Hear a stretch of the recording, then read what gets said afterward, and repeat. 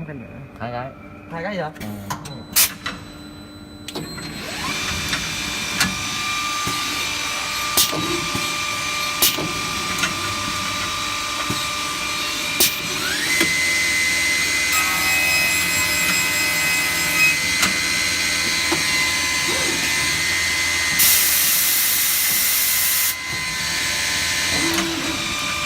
Mình không cắt bỏ bớt luôn một cái được không?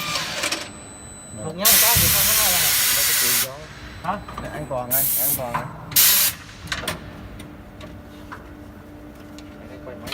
Họ làm